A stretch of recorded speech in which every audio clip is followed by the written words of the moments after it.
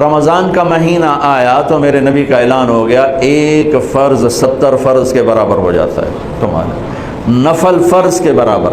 فرض اور نفل میں فرق کیا ہے؟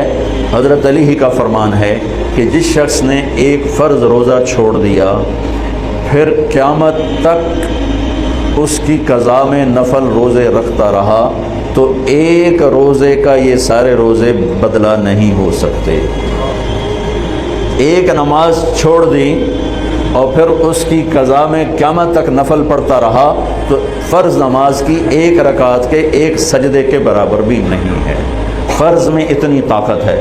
تو اللہ کی رحمت کیسے متوجہ ہوتی ہے کہ رمضان کے مہینے میں اللہ فرماتے ہیں میرے محبوب کی امت ہے، ایک فرض کو 70 کے برابر کر دو، اور پھر فرماتے ہیں نفل کو فرضوں کے برابر کر دو، اور پھر فرماتے ہیں جو رات کو تراویح پڑھے گا، دن میں روزہ رکھے گا، آخری رات اسے ایسے دھو کے پاک کر دوں گا کہ اس کے ذمے گناہ کا ایک ذرہ بھی باقی نہیں بچے گا، سب گناہ اللہ تعالیٰ اس کے معاف فرما دے گا۔ اور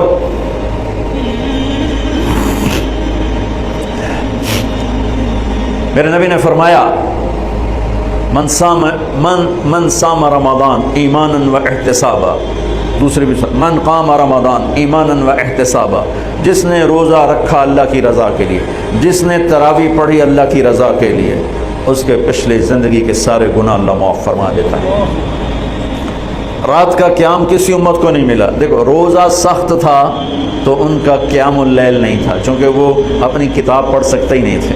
رمضان میں اللہ نے آسمانی کتابیں اتاری، یکم رمضان کو ابراہیم علیہ السلام پر، 2 رمضان کو تورات موسیٰ علیہ السلام پر، 8 یا 6 رمضان کو عیسیٰ علیہ السلام ان پر موسیٰ علیہ السلام پر، ان پر داؤد علیہ السلام پر زبور کو اتارا، اور 12 یا 18 رمضان کو عیسیٰ علیہ السلام پر انجیل کو اتارا، اور 21 رمضان کو اللہ تعالیٰ نے پیر کی رات لیلۃ القدر میں غار حرا کے اندر اللہ تعالیٰ نے اپنے محبوب پر کتاب کو اتارا۔ وہ کتابیں فل آ گئیں، لکھی لکھائیں۔ قرآن فل نہیں آیا، قرآن صرف ایک سورت کے 19 الفاظ آئے بس، اور پھر 23 برس میں قرآن اترا۔ کتنے انبیاء ایسے گزرے ہیں جن کے پاس جبریل زندگی میں ایک دفعہ آیا، زندگی میں جبریل ایک دفعہ، اور ایک سے لے کر آگے کوئی تعداد مقرر نہیں ہے، 100 دفعہ 200 دفعہ، لیکن آپ حیران ہوں گے ہمارے نبی پر جبریل 23 برس میں 24,000 دفعہ آئے، 24,000 دفعہ، جو ایک عجب العجائب ہے، عجب العجائب ہے۔ تو میرے بھائیوں، رات کی تراویح، دن کا روزہ، تراویح میں کیا ملنے والا ہے؟ میرے نبی کا فرمان ہے ہر سجدے پہ 1,500 نیکی، ہر سجدے پہ 1,500 نیکی۔ تھوڑی اپنی کاروباری مصروفیت گھٹاؤ، اپنی کاروباری مشقت گھٹاؤ، اپنے ملازموں کی بھی مشقت گھٹاؤ، تاکہ وہ تراویح پڑھ سکیں، روزہ رکھ سکیں، بشاشت سے پڑھ سکیں، اور اللہ کا فضل ہے دھیرے سے ڈھیلا حافظ بھی ہو تو 1.5 گھنٹے میں سارا کچھ نمٹ جاتا ہے۔ اتنی سی ہمت کرو میرے بھائیوں کہ افطاری میں تھوڑا کھاؤ۔ اگر تم پہلوانوں کی طرح شروع ہو گیا نا، پھر تو تم سے عشاء بھی نہیں پڑھی جائے گی، تراویح تم نے کیا پڑھنا۔ روزہ جسم کی فالتو چیزوں کو جلاتا ہے، روزہ ایک قوت پیدا کرتا ہے ایمانی شیطان کے خلاف۔ وہ کیسے پیدا کرتا ہے شیطان کے خلاف؟ اللہ تعالیٰ حلال کو بھی حرام کر دیتا ہے۔ جب بیوی کو بھی شہوت سے دیکھنا حرام ہو گیا اور یہ اس پہ قابو پا گیا تو عورت اوروں کی عزت کو یہ حرام نظر سے کیوں دیکھے گا؟ جب یہ حلال کھانا چھوڑ گیا تو یہ جھوٹ کیوں بولے گا، یہ گالی کیوں دے گا، یہ غیبت کیوں کرے گا؟ جب یہ کان میں دوائی ڈالنا چھوڑ گیا کہ روزہ ٹوٹ جاتا ہے تو یہ اوروں کی غیبت کیوں سنے گا، اوروں کی برائی کیوں سنے گا؟ جب یہ آنکھ میں دوائی نہیں ڈالتا ہے کہ وہ حلق میں جاتی ہے، وہاں سے وہ پیٹ میں چلی جاتی ہے، روزہ ٹوٹ جاتا ہے، تو یہ ان آنکھوں سے غلط کیوں دیکھے گا؟ یہ غلط کیوں کسی کی عزت کے اوپر اپنی بددیانت نظر کو ڈالے گا؟ تو جب یہ اندھیرے میں بند کمرے میں ٹھنڈا پانی پڑا ہوا ہے اور ہاتھ نہیں لگاتا ہے اور اللہ کا دھیان اسے یاد ہوتا ہے کہ اللہ دیکھ رہا ہے، نہاتے ہوئے ہونٹ بند کر رہتا ہے کہ کوئی پانی کا قطرہ منہ میں نہ چلا جائے اور میرا روزہ نہ ٹوٹ جائے، خراب نہ ہو جائے، تو یہ جب اللہ کا اتنا دھیان اس کو نصیب ہو جاتا ہے کہ اللہ دیکھ رہا ہے، ورنہ کیا کسی کو کیا خبر کہ میں 2 گلاس پانی پیتا یا میں پیاس سے بول رہا ہوں۔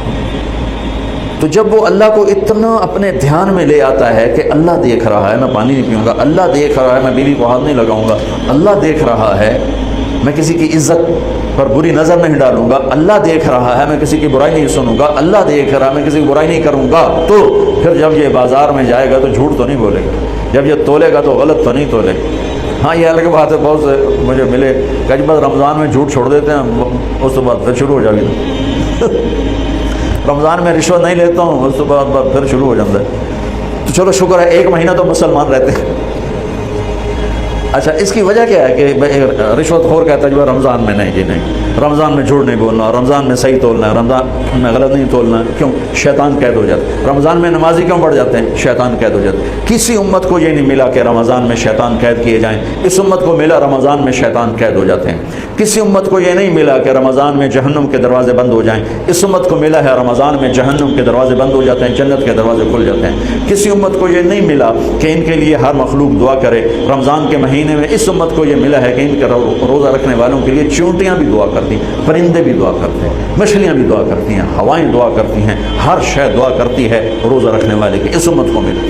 کسی امت کو یہ نہیں ملا کہ آخری رات ان کی سب کی بخشش ہو جائے، اس امت کو ملا ہے کہ رمضان کی آخری رات سب کی بخشش ہو جاتی۔ کسی امت کو یہ نہیں ملا کہ جنت کی حوریں انہیں روزوں میں یاد کریں، اس امت کو ملا ہے کہ اللہ تعالیٰ جنت کو کہتا ہے کہ تو تیار ہو جا، میک اپ کر لے، میرے بندے آ رہے ہیں، دلہن بن جا، سج دھج کے مجھے دکھا دے تاکہ میں اپنے بندوں کو پیش کروں تحفے کے طور پر۔ یہ ہے تمہاری بھوک کا بدلہ، یہ ہے تمہاری پیاس کا بدلہ۔ بھوک پیاس، یہ ایک لغت کی بات یاد آ گئی۔ جس گھوڑے کو جنگ کے لیے تیار کیا جاتا تھا، جیسے آج بھی جن گھوڑوں کو ریس کے لیے تیار کرتے ہیں، انہیں تھوڑا کھلاتے ہیں، انہیں زیادہ بھگاتے ہیں۔ اور ہمارے بھی بچپن میں جب گھوڑوں کا دور تھا، ہمارے والد صاحب کے پاس ماشاءاللہ گھوڑے ہوتے تھے بڑے خوبصورت، تو ان گھوڑوں کو جب وہ تیار کرتے تھے سواری کے لیے تو پہلے ویسے ہی بھگا رہے ہوتے تھے۔ 2-4 جو ماہر لوگ تھے آج بھی میری نظروں میں آ گئے ہیں، اب تو سب قبروں میں چلے گئے، تو وہ گھوڑے کو بھگا رہے ہیں۔ میں کہتا ہے ایویں انہوں بجائی جاندے ہیں کہ چھوٹے چھوٹے بالکل، اور پھر اس کے پیچھے نا ایک لکڑی وزن دار ڈال کے پھر اس کو خود اس لکڑی پہ بیٹھ کر پھر اس کو بھگا رہے ہیں۔ یہ کیا ہے؟ اس کو سواری کے لیے تیار کر رہے ہیں۔ اگر پہلے دن ہی کاٹھی رکھ دو تو چاہ کے وہ مارے گا۔ تو جس گھوڑے کو جنگ کے لیے تیار کر دیا گیا ہو، یا آج کے دور میں سمجھ لو جس گھوڑے کو ریس کے لیے تیار کر دیا گیا ہو کہ یہ ریس کے لیے تیار ہے، اس کو کہتے ہیں خیل صائم، فرس صائم، روزے دار گھوڑا۔ روزے دار گھوڑا کا کیا مطلب ہے؟ کہ یہ گھوڑا بھوک برداشت کر سکتا ہے، پیاس برداشت کر سکتا ہے، لمبی ریس کی تھکن برداشت کر سکتا ہے، دشمن سے بھڑ جائے تو تلواروں کی کاٹ برداشت کر سکتا ہے۔ اس کو خون بہتا بھی دکھایا جاتا تھا، گھوڑے کو خون بہتا دکھایا جاتا تھا، زخم لگا کے اوروں کو، جانوروں کو زخم لگا کے دکھایا جاتا تھا کہ اس کی آنکھ زخم دیکھے، خون دیکھے۔ ایک عرب شاعر کا شعر یاد آ گیا، یدعون عنتر والرماح كأنها اشطان بیر في لبان الادهم ما زلت ارمیهم بغرة وجهه ولبانه حتى تسربل بالدم۔ کہ میں نے آج وہ کر کے دکھایا کہ دشمن کے خون سے میں نے بھی کپڑے پہنے اور دشمن کے خون سے میرے گھوڑے نے بھی کپڑے پہن لیے، یعنی دونوں ہم سرخ ہو گئے، خون آلود ہو گئے کہ میرا گھوڑا بھی سارے کا سارا پوری شلوار قمیض ہی اس نے خون کی پہن لی تھی۔ اس کو کہتے تھے خیل فرس صائم۔ تو یہ روزہ ہمیں جنگ کے لیے تیار کرتا ہے۔ کون سی جنگ؟ شیطان کے خلاف۔ اور دوسرا کہتے تھے سامت الریح، عرب میں ہواؤں کے جھکڑ بہت چلتے تھے، طوفان بہت آتے تھے، تو وہ اس میں بہت پریشان ہوتی تھی۔ ہمارے ہاں مئی میں بہت زیادہ آندھیاں چلتی تھی، جب درخت بہت ہوا تو درخت کاٹ کے رکھ دیے، درخت بہت ہوا، آندھیاں بہت چلتی تھی، اب تو بہت کم ہو گئی برائے، پھر بھی مئی میں کچھ نہ کچھ چلتی ہیں۔ تو جب وہ چلتی ہے تو مصیبت بن جاتی ہے، تو جب وہ کھڑی ہوتی ہے تو سکھ کا سانس آتا ہے۔ تو جب وہ ہوا کے جھکڑ بند ہوتے تھے تو عرب کہتے تھے سامت الریح، شکر ہے ہوا نے روزہ رکھ لیا، یعنی ہوا تھم گئی۔ اب اس کو یہاں فٹ کیسے کیا ہے علماء نے کہ انسان کے اندر نافرمانی کے چکر چلتے ہیں، جھوٹ کے، ظلم کے، بدکاری کے، فحاشی کے، نشے کے، سستی کے، رشوت کے، بار بار نام لینے سے بھی طبیعت خراب ہوتی ہے۔ نافرمانی کے طوفان اٹھتے ہیں۔